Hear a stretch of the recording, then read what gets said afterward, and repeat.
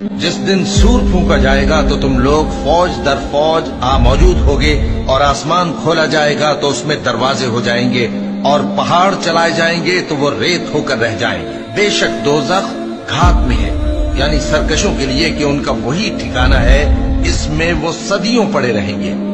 वहां न ठंडक का मजा चखेंगे न कुछ पीना नसीब होगा मगर खौलता पानी और बदबूदार पी। ये बदला है उनके अमाल के मुआफिक। ये लोग हिसाब आखिरत की उम्मीद ही नहीं रखते थे और हमारी आयतों को मुसलसल झुटलाते रहते थे, और हमने हर चीज को लिख कर महफूज कर रखा है। सो अब मजा चखो, हम तुम पर अजाब ही बढ़ाते जाएंगे। जिस दिन जिब्रील अमीन और दूसरे फरिश्ते सफ बांध कर खड़े होंगे तो कोई बोल न सकेगा मगर जिसको रहमान इजाजत बख्शे और वो बात भी दुरुस्त ही कहे। ये दिन बरहक है, बस जो शख्स चाहे अपने परवरदिगार के पास ठिकाना बना ले।